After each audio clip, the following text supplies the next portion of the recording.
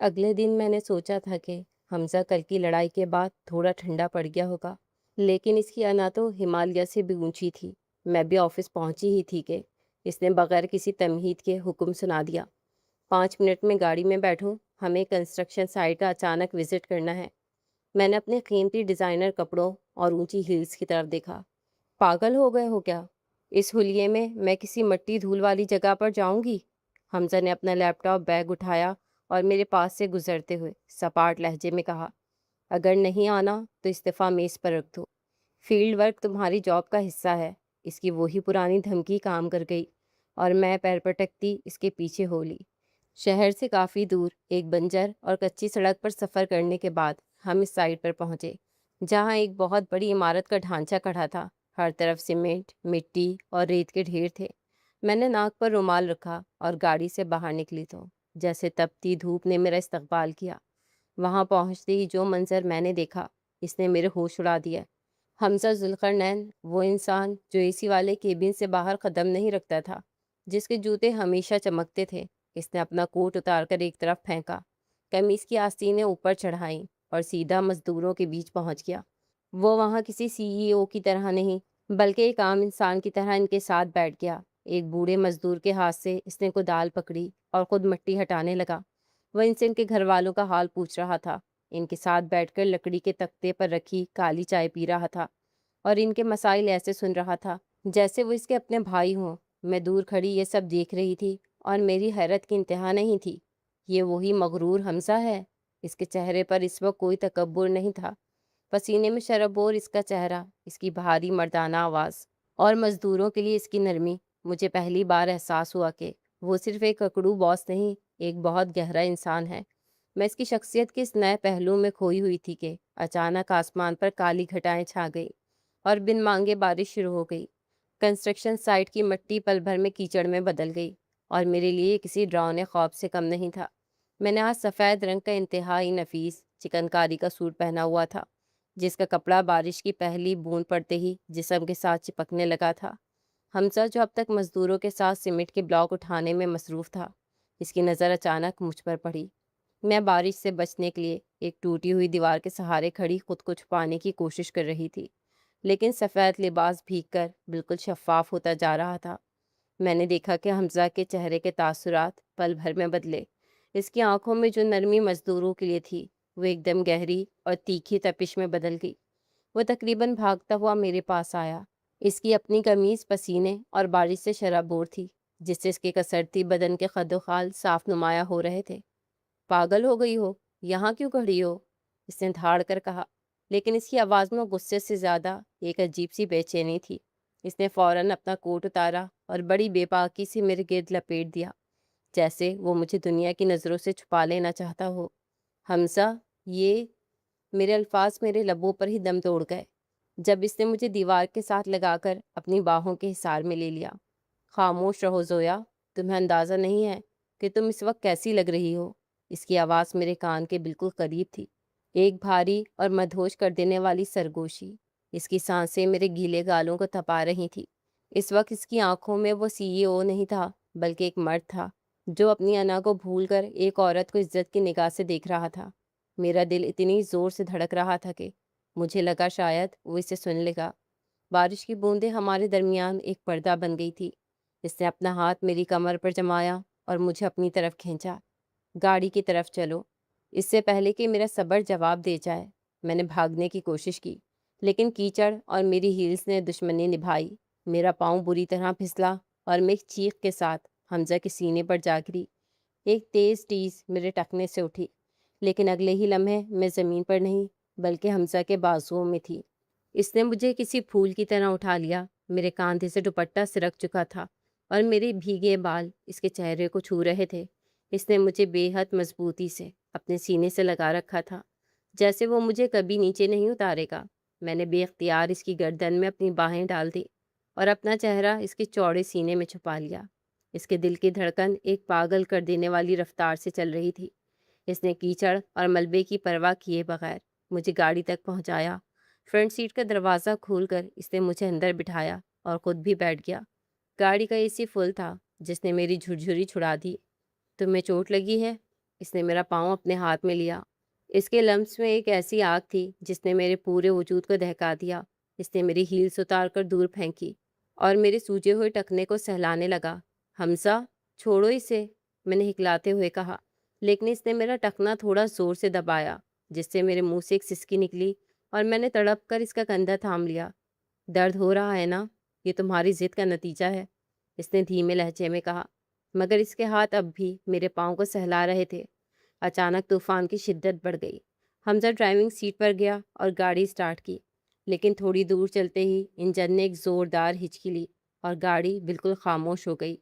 لعنت ہے، حمزہ نے اسٹیئرنگ پر ہاتھ مارا، لیکن اس بار اس کے لہجے میں غصہ کم اور ایک پریشانی زیادہ تھی۔ اس نے مڑ کر میری طرف دیکھا۔ باہر تڑا تڑ بارش برس رہی تھی، سڑک سنسان تھی، ہم شہر سے کافی دور تھے۔ گاڑی بند ہو چکی ہے زویا، سگنلز بھی نہیں ہے اور شہر یہاں سے 2 گھنٹے کی مسافت پر ہے۔ اس نے سیٹ پیچھے کی اور ایک گہرا سانس لے کر مجھے دیکھا۔ گاڑی کے اندر کا ماحول اب بوجھل اور بے حد سنسنی خیز ہو چکا تھا۔ حمزہ کا گیلا سفید کرتا اس کے جسم کے ساتھ پیوست تھا اور نہ چاہتے ہوئے بھی میری نگاہیں اس کی طرف بھٹک رہی تھی۔ سورج کے آخری سائے دور افق پر ڈوب رہے تھے اور موسلادھار بارش نے دن کو وقت سے پہلے ہی اندھیرے میں بدل دیا تھا۔ گاڑی کے شیشے دھندلا چکے تھے۔ حمزہ نے کئی بار پھر انجن اسٹارٹ کرنے کی ناکام کوشش کی، لیکن گاڑی کی خاموشی اس کی جھنجھلاہٹ میں اضافہ کر رہی تھی۔ گاڑی یہاں ٹھیک نہیں ہوگی اور اس ویرانے میں رات گزارنا خطرے سے خالی نہیں، حمزہ نے باہر کے منظر کا جائزہ لیتے ہوئے کہا۔ اس کی آواز میں اب وہ باس والی حاکمیت نہیں تھی، بلکہ ایک محافظ کی فکر تھی۔ اس نے دور بنجر میدانوں کے درمیان ایک مدھم سی روشنی دیکھی۔ وہاں دیکھو زویا، شاید کوئی ڈیرا یا کٹیا ہے، ہمیں وہاں پناہ لینی ہوگی جب تک بارش تھم نہیں جاتی یا کوئی مدد نہیں مل جاتی۔ میں نے اپنے سوجے ہوئے پاؤں کی طرف دیکھا اور پھر اپنے بھیگے ہوئے سفید لباس کی طرف جب حمزہ کے کوٹ کے نیچے چھپا ہوا تھا۔ میں وہاں تک کیسے جاؤں گی؟ میری آواز میں بے بسی تھی۔ حمزہ نے کچھ نہیں کہا، بس خاموشی سے گاڑی سے اترا، بارش کی پرواہ کیے بغیر میری طرف کا دروازہ کھولا اور ایک بار پھر مجھے اپنی مضبوط باہوں میں بھر لیا۔ اس بار مجھے مزاحمت کا خیال تک نہیں آیا۔ سردی سے کانپتے ہوئے میں نے اس کے گیلے کرتے کو مضبوطی سے تھام لیا۔ وہ کیچڑ اور اندھیرے میں پھونک پھونک کر قدم رکھتا ہوا اس چھوٹی سی کٹیا کی طرف بڑھنے لگا۔ وہ ایک پرانی سی لکڑی اور مٹی سے بنی کٹیا تھی جو شاید کھیتوں کی رکھوالی کرنے والوں نے بنائی تھی۔ اندر ایک کونے میں لکڑیاں ڈھیر تھیں اور پرانی سی چارپائی رکھی تھی۔ حمزہ نے مجھے بہت احتیاط سے چارپائی پر بٹھایا۔ یہاں ٹھہرو، میں آگ جلانے کی کوشش کرتا ہوں، ورنہ تمہیں نمونیا ہو جائے گا۔ حمزہ نے کٹیا کے ٹوٹے ہوئے دروازے کو ٹھیک کرنے کے بعد لکڑیاں اکٹھی کی۔ تھوڑی دیر میں آگ کے الاؤ نے کٹیا کے اندھیرے اور سردی کو دور بھگانا شروع کر دیا۔ آگ کی نارنجی روشنی جب حمزہ کے بھیگے ہوئے چہرے پر پڑی تو وہ کسی مجسمے کی طرح تراشا ہوا لگ رہا تھا۔ اس نے اپنی گیلی قمیص کے اوپر کے بٹن کھول دیے تھے تاکہ اسے تھوڑی راحت ملے۔ میں خاموشی سے اسے دیکھ رہی تھی۔ وہ مغرور CEO اس وقت ایک عام دیہاتی کٹیا میں میرے لیے آگ سلگا رہا تھا۔ تم مجھے اس نظر سے کیوں دیکھ رہی ہو؟ اس نے اچانک سر اٹھا کر میری آنکھوں میں دیکھا۔ میں سوچ رہی تھی کہ تم اتنے متضاد انسان کیسے ہو سکتے ہو، کبھی اتنے پتھر دل بن جاتے ہو اور کبھی… میں نے بات ادھوری چھوڑ دی۔ حمزہ میرے قریب آ کر بیٹھ گیا۔ آگ کی تڑتڑاہٹ اور بارش کا شور فضا کو مزید گہرا کر رہا تھا۔ کبھی کبھی انسان کو اپنی اصل چھپانے کے لیے پتھر کا لبادہ اوڑھنا پڑتا ہے زویا، لیکن آج اس ویرانے میں جہاں نہ کوئی آفس ہے اور نہ کوئی انا، میں صرف وہی ہوں جو میں اصل میں ہوں۔ اس نے میرا ہاتھ تھاما۔ اس کے ہاتھ آگ کی گرمائش سے تپ رہے تھے۔ تمہارا پاؤں اب کیسا ہے؟ اس نے دھیمے سے پوچھا۔ درد ہے، لیکن اب ڈر نہیں لگ رہا، میں نے سچائی سے اعتراف کیا۔ حمزہ نے اپنا سر پیچھے دیوار سے ٹکا دیا اور میری طرف دیکھ کر مسکرایا۔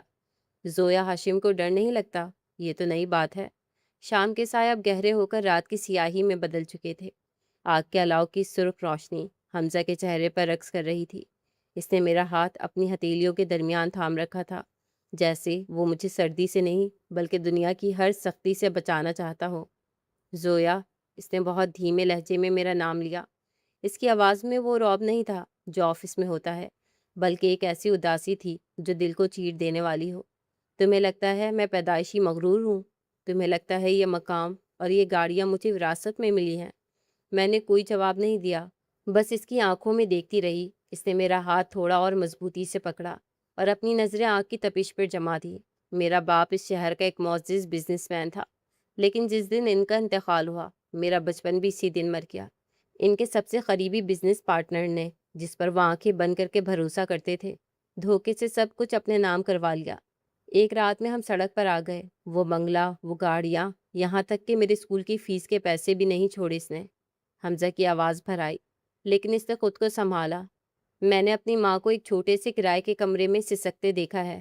میں دن میں پڑھتا تھا اور رات کو دکانوں پر جا کے بھاری بوریاں ڈھوتا تھا۔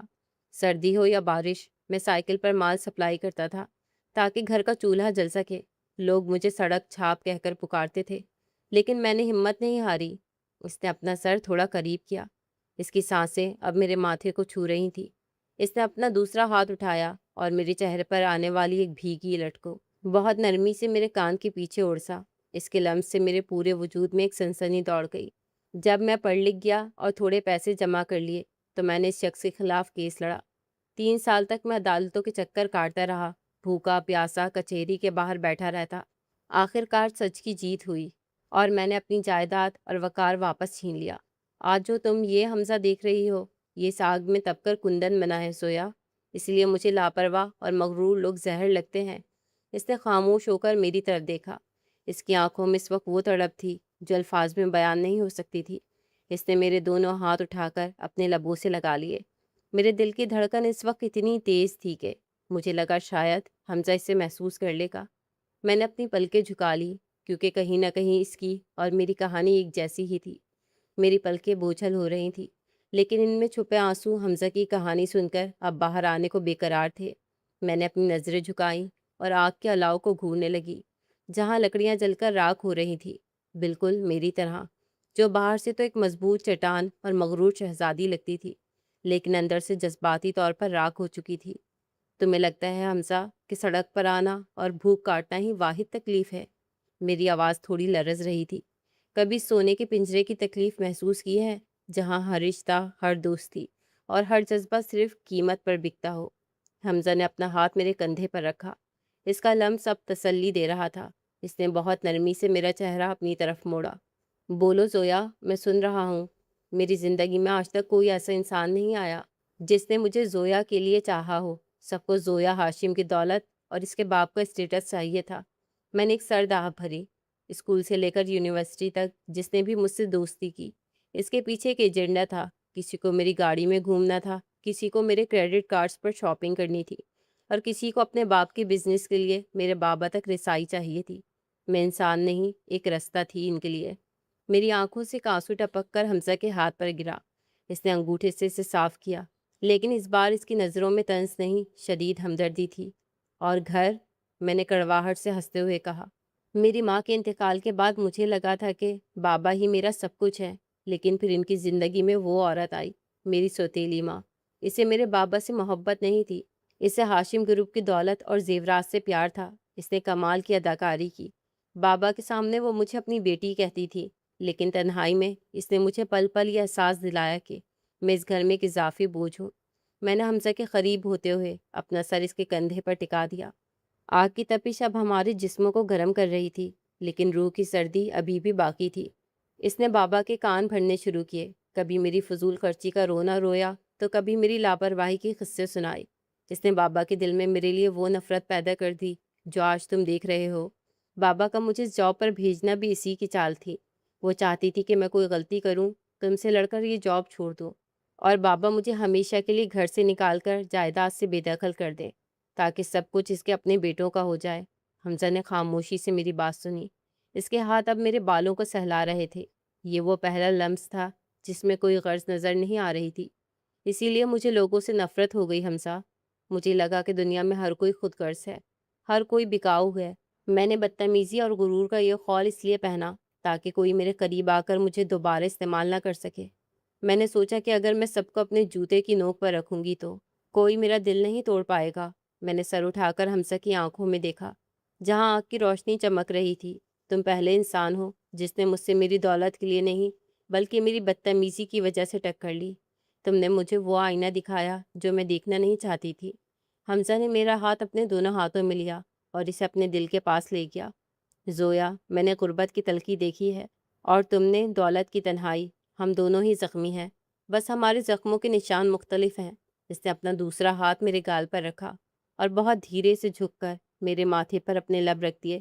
اس لمحے کٹیا کے باہر کی دنیا ختم ہو چکی تھی۔ نہ کوئی سوتیلی ماں تھی، نہ کوئی دھوکے باز دوست، اور نہ ہی جائیداد کی جنگ۔ آج کے بعد تم اکیلی نہیں ہو، حمزہ نے سرگوشی کی۔ تمہارے اس غرور کے پیچھے جو چھوٹی سی ڈری ہوئی لڑکی چھپی ہے، اسے میں سنبھال لوں گا۔ اس نے میرا چہرہ اپنے ہاتھوں کے پیالے میں لیا اور اپنے انگوٹھے سے میرے لبوں کے کنارے کو چھوا۔ اس کے لمس میں ایک ایسی مقناطیسی کشش تھی کہ میری سانسیں رکنے لگیں۔ وہ آہستہ آہستہ میرے قریب آیا، یہاں تک کہ ہمارے درمیان کوئی فاصلہ باقی نہ رہا۔ اس کی آنکھوں میں میرے لیے وہ چاہت تھی جس کی میں تاحیات پیاسی تھی۔ بارش کی تڑتڑاہٹ اور آگ کی لپٹیں اس رات کی گواہ تھی، جہاں دو بظاہر دشمن روحیں اپنے ماضی کے بوجھ اتار کر ایک دوسرے کے وجود میں پناہ ڈھونڈ رہی تھی۔ حمزہ نے مجھے اتنی مضبوطی سے اپنی باہوں میں بھینچ لیا کہ مجھے اپنی سانسیں اس کے سینے میں دبتی ہوئی محسوس ہوئی۔ باہر بارش اب ہلکی ہو کر دیواروں پر ایک میٹھی موسیقی کی طرح برس رہی تھی۔ کٹیا کے اندر لکڑیاں جل کر اب سرخ انگارے بن چکی تھی، جن کی مدھم روشنی حمزہ کے چہرے کو اور بھی دلکش بنا رہی تھی۔ اس نے اپنا چہرہ میرے بالوں میں چھپایا اور ایک لمبی سانس لی۔ تمہاری خوشبو زویا، یہ کسی نشے سے کم نہیں ہے۔ اس کی آواز اتنی گہری اور بھاری تھی کہ میرے پورے وجود میں ایک سنسنی دوڑ گئی۔ میں نے دھیرے سے اپنا سر اٹھا کر اس کی آنکھوں میں دیکھا۔ وہاں وہ غصے والا باس نہیں تھا، بلکہ ایک ایسا انسان تھا جو برسوں کی تنہائی کے بعد سکون پا چکا ہو۔ حمزہ کا ہاتھ میری گردن کے پیچھے گیا اور اس نے بڑی نرمی سے میرا چہرہ اپنے اور قریب کر لیا۔ لوگ کہتے ہیں کہ آگ لکڑیوں کو جلاتی ہے، اس نے سرگوشی کی۔ اس کے لب میرے کان کے اتنے قریب تھے کہ اس کی گرم سانسیں میرے گالوں کو تپا رہی تھی، لیکن آج اس آگ نے میرے اندر کی ساری برف پگھلا دی ہے۔ اس نے اپنی انگلیاں میری تھوڑی پر رکھیں اور میرا چہرہ تھوڑا اوپر اٹھایا۔ ہماری نظریں ایک دوسرے میں الجھ کر رہ گئیں۔ اس نیم اندھیرے اور رات کے اس جادوئی لمحے میں وقت جیسے رک گیا تھا۔ حمزہ کی نظریں میرے لبوں پر آ کر ٹھہر گئیں۔ میں نے بے اختیار اپنی آنکھیں بند کر لی اور اس کے کرتے کو اپنی مٹھیوں میں زور سے جکڑ لیا۔ اگلے ہی لمحے مجھے اس کے لبوں کا لمس اپنے ماتھے پر محسوس ہوا۔ وہ ایک طویل اور محبت بھرا بوسہ تھا، جیسے وہ میرے سارے دکھ سمیٹ لینا چاہتا ہو۔ پھر وہ دھیرے سے نیچے کی طرف بڑھا۔ اس کے لب میرے گالوں کو چھوتے ہوئے میرے کان کے پاس آ کر رک گئے۔ زویا، تم نہیں جانتی تم میرے لیے کیا ہو، اس نے ایک بے چین سسکی کے ساتھ کہا۔ میں نے اپنے لرزتے ہوئے ہاتھ اس کے بالوں میں ڈالے اور اسے خود سے اور قریب کر لیا۔ اس وقت نہ کوئی دنیا یاد تھی، نہ کوئی پرانی دشمنی، صرف وہ کٹیا تھی، انگاروں کی مدھم گرمائش تھی اور ہمارے دلوں کی تیز دھڑکنیں تھیں۔ حمزہ نے مجھے مزید مضبوطی سے اپنے سینے سے لگا لیا، جیسے وہ مجھے کبھی خود سے جدا نہیں ہونے دے گا۔ اس کی سانسوں کی تپش اور اس کے قرب نے مجھے ایک ایسی دنیا میں پہنچا دیا جہاں صرف احساسات کی زبان تھی۔ وہ رات جو ایک خوفناک طوفان سے شروع ہوئی تھی، اب ایک خوبصورت خاموشی میں ڈھل رہی تھی۔ کٹیا کے کونے میں ایک پرانی چارپائی پر حمزہ کی باہوں کے حصار میں نے زندگی میں پہلی بار خود کو محفوظ اور مکمل محسوس کیا۔ رات کا خمار اپنی انتہا پر تھا اور ہم دونوں ایک دوسرے کے وجود میں کھو چکے تھے۔ سورج کی پہلی کرن کے ساتھ میری آنکھ کھلی تو خود کو حمزہ کے مضبوط بازوؤں کے حصار میں پایا۔ وہ اب بھی سکون سے سو رہا تھا۔ اس کے چہرے پر وہ پرانا سخت گیر تاثر نہیں تھا، بلکہ ایک عجیب سی معصومیت تھی۔ جیسے ہی میں نے ہلنے کی کوشش کی، اس کی گرفت مزید مضبوط ہو گئی اور اس نے نیم وا آنکھوں سے مجھے دیکھ کر مسکرایا۔ صبح ہو گئی؟ اس کی آواز کی بھاری پن میں رات کو وہ سحر اب بھی باقی تھا۔ ہاں، بارش رک گئی ہے، میں نے نظریں جھکاتے ہوئے کہا۔ حمزہ اٹھا، اس نے اپنے بکھرے ہوئے بالوں کو ٹھیک کیا اور کٹیا سے باہر نکلا۔ دور سڑک پر اسے کچھ روشنی اور گاڑیوں کا شور سنائی دیا۔ اس نے اپنے موبائل کو چیک کیا، سگنلز بحال ہو چکے تھے۔ اس نے فوراً اپنے اسسٹنٹ کو لوکیشن بھیجی اور مدد کے لیے کال کی۔ تقریباً آدھے گھنٹے بعد حمزہ کی دوسری بڑی گاڑی اور کچھ لوگ وہاں پہنچ گئے۔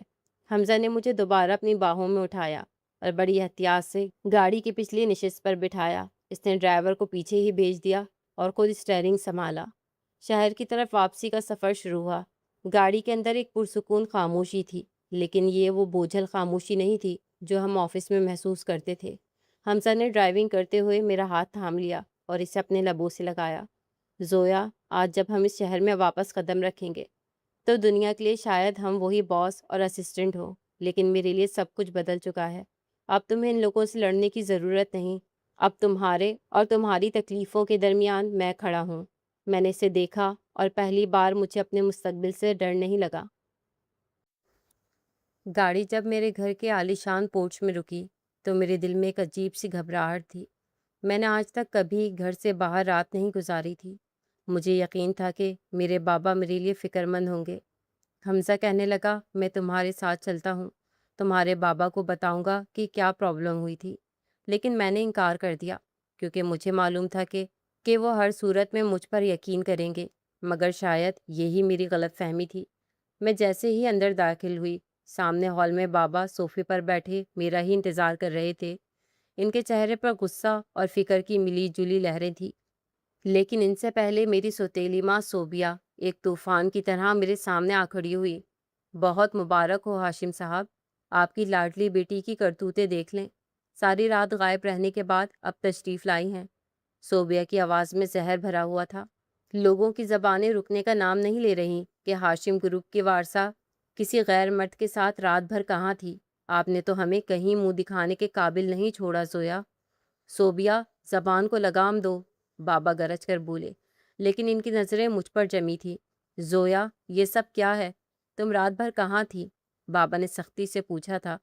میں کچھ بولنے ہی والی تھی کہ صوبیہ نے دوبارہ ہنگامہ شروع کر دیا۔ جس کسی کے بھی ساتھ تھی، بدنامی تو ہمارے حصے میں آ ہی گئی ہے نا۔ ہاشم صاحب، اب دیر کرنا حماقت ہوگی۔ میں نے آپ سے پہلے ہی کہا تھا کہ اسے شادی کر کے گھر سے رخصت کریں، ورنہ یہ ہماری ناک کٹوا دے گی۔ میں نے اپنے بھائی سے بات کر لی ہے، اس کا بیٹا عدیل زویا سے شادی کے لیے تیار ہے۔ میں تو آپ سے کب سے کہہ رہی ہوں کہ عدیل سے زیادہ اچھا لڑکا ہمیں مل ہی نہیں سکتا، لیکن آپ چاہتے تھے کہ یہ پہلے کسی قابل ہو جائے، اپنے پیروں پر کھڑے ہونا سیکھ لے۔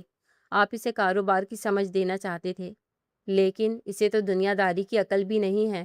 عدیل آسانی سے کاروبار سنبھال لے گا، اور ساتھ ہی آپ کی اس بدمزاج بیٹی کو بھی۔ نفرت سے کہتی میری سوتیلی ماں میرے ہوش اڑا چکی تھی۔ عدیل کا نام سنتے ہی میرے پیروں تلے سے زمین نکل گئی۔ عدیل ایک نمبر کا آوارہ اور بد کردار انسان تھا، اور صوبیہ صرف اس لیے اسے میرے پلے باندھنا چاہتی تھی تاکہ جائیداد ان کے خاندان میں ہی رہے۔ عدیل میری سوتیلی ماں کا لاڈلا تھا، اور اگر میری عدیل سے شادی ہو جاتی تو وہ میرے ساتھ وہی سب کچھ کرتا جو میری سوتیلی ماں چاہتی۔ میں بہت آسانی سے ان کا منصوبہ سمجھ سکتی تھی، لیکن میرے بابا ہرگز بھی نہیں۔ وہ آنکھیں بند کر کے ان پر بھروسہ کرتے تھے۔ بابا، یہ عورت جھوٹ بول رہی ہے، میں نے تڑپ کر کہا۔ کل گاڑی خراب ہو گئی تھی اور بارش کی وجہ سے ہم پھنس گئے تھے۔ حمزہ نے تو میری جان بچائی ہے، آپ چاہیں تو حمزہ سے پوچھ لیں۔ بس زویا، بہت ہو گیا، بابا نے ہاتھ اٹھا کر مجھے خاموش کر دیا۔ تم کب سے اتنی ذمہ دار ہو گئی ہو کہ وہ تمہیں اپنے ساتھ کنسٹرکشن سائٹس پر لے کر جائے گا؟ وہ تو تمہیں اپنے آفس میں بھی صرف میری وجہ سے برداشت کر رہا ہے، اور اگر رات کو اس کے ساتھ تھی تو بھی بدنامی تو ہماری ہو ہی چکی ہے۔ بابا کے لہجے میں بے یقینی تھی۔ صوبیہ نے گزشتہ کئی گھنٹوں میں ان کے کان اس قدر بھر دیے تھے کہ انہیں میری سچائی بھی گناہ لگ رہی تھی۔ صوبیہ ٹھیک کہہ رہی ہے، تمہاری بدنامی کا داغ صرف شادی سے ہی دھل سکتا ہے۔ میں نے فیصلہ کر لیا ہے، اگلے ہفتے تمہارا نکاح عدیل سے ہوگا۔ لیکن بابا، وہ انسان میرے لائق نہیں ہے، وہ صرف آپ کے پیسے کا بھوکا ہے۔ میں روتے ہوئے ان کے پاس گئی، لیکن انہوں نے اپنا چہرہ دوسری طرف پھیر لیا اور اپنے کمرے میں چلے گئے۔ صوبیہ کے چہرے پر ایک فاتحانہ مسکراہٹ تھی۔ تیاری کر لو زویا، اب تمہاری یہ منمانیاں نہیں چلیں گی۔ عدیل تمہیں سیدھا کر دے گا، اور آج سے تمہیں دفتر جانے کی بھی کوئی ضرورت نہیں ہے، کیونکہ تمہارے بابا تمہیں دفتر اس لیے بھیجنا چاہتے تھے تاکہ تم کاروبار سنبھالنے کے قابل ہو جاؤ، لیکن اب یہ کاروبار عدیل سنبھالے گا۔ میں نے نفرت سے اپنے ستیلی ماں کو دیکھا تھا اور بھاگتی ہوئی اپنے کمرے میں آئی تھی۔ دروازہ بند کر کے پھوٹ پھوٹ کر رو دی۔ مجھے لگ رہا تھا کہ جس سکون کو میں نے حمزہ کی باہوں میں پایا تھا وہ صرف ایک خواب تھا جو صبح ہوتے ہی چکنا چور ہو گیا تھا۔ بابا نے میری ایک نہ سنی، اور اب میں اس جال میں پھنس چکی تھی جو صوبیہ نے بڑی مہارت سے بنا تھا۔ کمرے کی دیواریں جیسے مجھ پر ہنس رہی تھی۔ میں نے غصے اور دکھ میں اپنی میز پر رکھی ہر چیز فرش پر دے ماری۔ پرفیوم کی بوتلیں ٹوٹ کر بکھر گئی، لیکن ان کی خوشبو بھی میرے اندر کے گھٹن بھرے احساس کو کم نہ کر سکی۔ کاش حمزہ، کاش میں پہلے تمہیں سمجھ پاتی، میں پہلے محبت کے جذبے سے آشنا ہو جاتی۔ کاش کہ تم آ کر مجھے بچا لو۔ میں نے سسکتے ہوئے سوچا۔ صوبیہ کے زہریلے جملے میرے کانوں میں ہتھوڑوں کی طرح بج رہے تھے۔ وہ میرے بابا کی محبت کو دیمک کی طرح چاٹ چکی تھی، اور اب میری زندگی برباد کرنے پر تلی ہوئی تھی۔ اسی وقت میرے فون کی اسکرین روشن ہوئی۔ حمزہ کا میسج تھا، گھر پہنچ گئی ہو؟ سب ٹھیک ہے نا؟ تم گاڑی سے اترتے وقت بہت پریشان لگ رہی تھی۔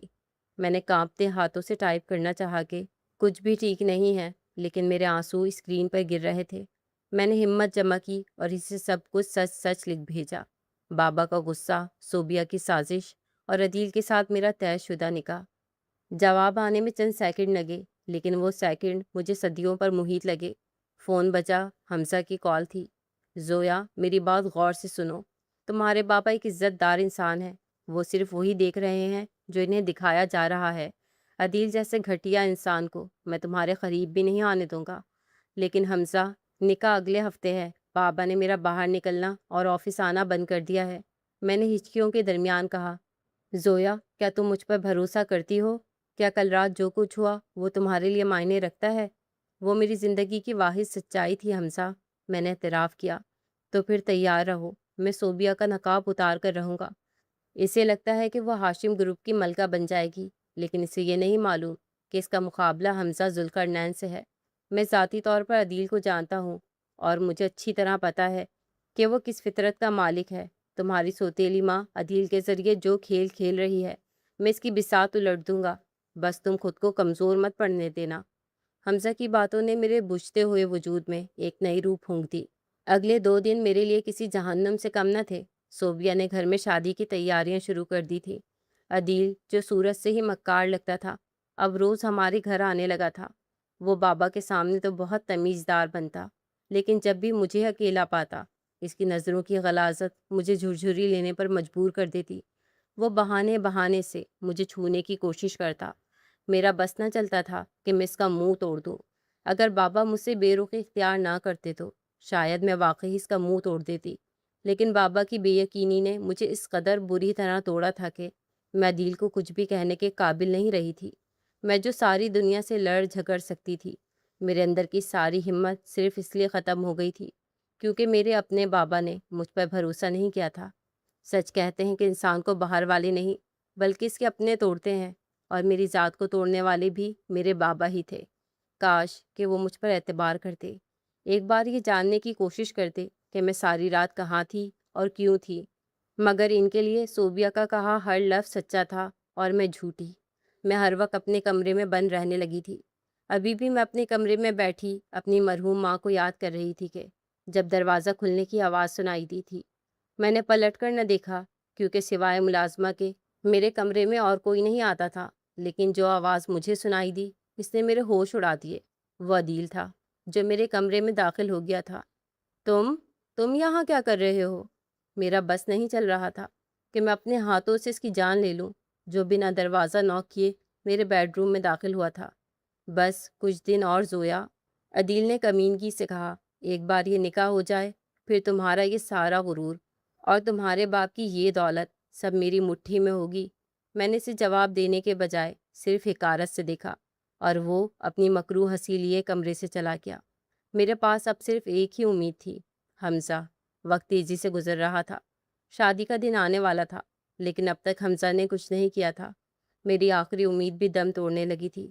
دل میں عجیب وسوسے سر اٹھا رہے تھے کہ کہیں وہ بھی تو مجھے دھوکہ نہیں دے گا۔ حمزہ کا فون آتا اور وہ مجھے بس ایک تسلی ہی دیتا کہ سب کچھ ٹھیک ہو جائے گا، تم پریشان نہ ہو، اور اس کی انہی تسلیوں کے درمیان نکاح کا دن آ گیا تھا۔ مجھے یقین ہو چلا تھا کہ اب میں عدیل سے نہیں بچ سکوں گی۔ میں نے خود بابا سے بات کرنے کی کوشش کی تھی۔ میں بابا کے کمرے میں گئی، لیکن بابا نے ایک بار پھر میری شکل دیکھنے سے انکار کر دیا۔ میری روح اس طرح چھلنی ہوئی تھی کہ میں نے خود کو اس نکاح کے لیے راضی کر لیا تھا۔ جب میرے باپ کو ہی میرے کردار پر بھروسہ نہیں تھا تو میں دنیا سے کیا گلہ کرتی۔ میں نکاح کے جوڑے میں ملبوس زرد چہرہ لیے آئینے کے سامنے بیٹھی تھی۔ صوبیہ کمرے میں داخل ہوئی۔ اس کے چہرے پر ایک زہریلی مسکراہٹ تھی۔ چلو شہزادی، تمہارا شہزادہ انتظار کر رہا ہے۔ آج تمہاری قسمت کا فیصلہ ہونے والا ہے۔ مجھے معلوم تھا کہ باہر ہال میں نہ صرف میرے خاندان کے لوگ بلکہ شہر کے بڑے بڑے بزنس مین اور حمزہ بھی موجود ہوگا۔ آج یا تو میں ہمیشہ کے لیے قید ہو جانی تھی یا پھر حمزہ کے خوابوں کی تعبیر بننا تھا۔ میں جیسے ہی ہال میں پہنچی، سب کی نظریں مجھ پر تھم گئی۔ عدیل شیروانی پہنے صوفے پر بیٹھا فاتحانہ نظروں سے مجھے دیکھ رہا تھا۔ بابا کے چہرے پہ اب بھی ایک بوجھ تھا، جیسے ان کا دل اس فیصلے پر مطمئن نہ ہو۔ نکاح خوان نے ابھی کاغذات کھولے ہی تھے کہ ہال کے بڑے دروازے سے ایک پروکار آواز گونجی، ٹھہریے، یہ نکاح نہیں ہو سکتا۔ سب نے مڑ کر دیکھا، وہ حمزہ تھا، سیاہ سوٹ میں ملبوس، آنکھوں میں غصہ اور ہاتھ میں ایک فائل لیے۔ صوبیہ کا رنگ پل بھر میں فخ ہو گیا۔ حمزہ، تم یہاں کیا کر رہے ہو؟ بابا غصے میں کھڑے ہو گئے۔ تمہیں یہاں کسی نے نہیں بلایا۔ میں یہاں اپنی اسسٹنٹ کو ایک ایسے بھیڑیے سے بچانے آیا ہوں جو آپ کی جائیداد ہڑپنے کے لیے آپ کی بیٹی کی زندگی داؤ پر لگا رہا ہے۔ حمزہ نے صوبیہ اور عدیل کی طرف اشارہ کرتے ہوئے کہا، یہ سب جھوٹ ہے، یہ لڑکا پاگل ہو گیا ہے، اسے باہر نکالیں۔ صوبیہ چلائی، ہاشم صاحب ذرا یہ کاغذات اور یہ ریکارڈنگ سن لے، پھر جو فیصلہ کریں گے مجھے منظور ہوگا۔ حمزہ نے فائل بابا کی طرف بڑھائی۔ محفل میں سناٹا چھا گیا۔ بابا نے جیسے ہی وہ ریکارڈنگ آن کی، ہال میں صوبیہ اور عدیل کی آوازیں گونجنے لگی۔ وہ اس رات کی منصوبہ بندی کر رہے تھے جب بابا کو راستے سے ہٹا کر ساری جائیداد اپنے نام کرنی تھی۔ صوبیہ صاف کہہ رہی تھی کہ عدیل زویا سے شادی کے بعد اسے طلاق دے کر پاگل خانے بھیج دے گا۔ بابا کے ہاتھ کانپنے لگے، ان کا چہرہ غصے سے سرخ ہو گیا۔ انہوں نے ایک زوردار تمانچہ عدیل کے منہ پر رسید کیا۔ تمہاری یہ ہمت! صوبیہ گھٹنوں کے بل گر گئی، لیکن بابا نے اسے بالوں سے پکڑ کر کھڑا کیا۔ نکل جاؤ میرے گھر سے، تم دونوں ابھی کے ابھی۔ جب وہ دونوں ذلیل ہو کر گھر سے نکل گئے تو ہال میں ایک عجیب سی خاموشی چھا گئی۔ بابا نے ندامت سے میری طرف دیکھا اور پھر حمزہ کی طرف۔ حمزہ، میں نے تمہارے بارے میں بہت غلط سوچا۔ بابا کی آواز بھرا گئی تھی۔ حمزہ آگے بڑھا اور بابا کے کندھے پر ہاتھ رکھا۔ ہاشم صاحب، میں زویا سے محبت کرتا ہوں۔ اگر آپ اجازت دیں تو میں یہ ادھورا نکاح مکمل کرنا چاہتا ہوں، لیکن عدیل کے نام سے نہیں، اپنے نام سے۔ میں نے حیرت سے حمزہ کو دیکھا۔ اس کی آنکھوں میں وہی سچائی تھی جو اس رات بارش میں تھی۔ بابا نے میرا ہاتھ پکڑا اور حمزہ کے ہاتھ میں دے دیا۔ میں اپنی بیٹی کے لیے اس سے بہتر محافظ نہیں ڈھونڈ سکتا تھا۔ اسی محفل میں جہاں میری بربادی کا جشن ہونا تھا، وہاں میرا اور حمزہ کا نکاح ہوا۔ جب قاضی نے پوچھا کہ آپ کو یہ نکاح قبول ہے، تو میں نے حمزہ کی آنکھوں میں دیکھتے ہوئے پورے یقین سے کہا، قبول ہے۔ نکاح کے بعد وہ اسٹیج پر پورے حق سے میرے برابر میں بیٹھا مسکرا رہا تھا اور میں حیرت سے اسے دیکھ رہی تھی۔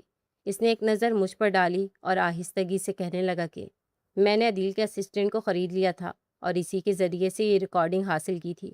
بس ثبوت جمع کرنے میں مجھے تھوڑی دیر ہو گئی اور تمہیں اتنی تکلیف اٹھانی پڑی، اس کے لیے میں معذرت چاہتا ہوں، مگر آج رات میں تمہارے سارے گلے شکوے دور کر دوں گا۔ اس کے انداز میں ایسی شرارت تھی کہ میرا چہرہ شرم سے سرخ ہو گیا۔ رخصتی کے وقت جب میں حمزہ کی گاڑی میں بیٹھی تو اس نے میرا ہاتھ تھام لیا۔ ہمارا آفس والا کانٹریکٹ ابھی بھی ختم نہیں ہوا ہے زویا، تم ابھی بھی میری اسسٹنٹ ہو، تمہیں یاد ہے نا؟ میری کافی تمہیں ہی بنانی ہوگی، وہ بے انتہا شرارتی لہجے میں پوچھ رہا تھا، اور میں نے مسکرا کر اپنا سر اس کے کندھے پر رکھ دیا۔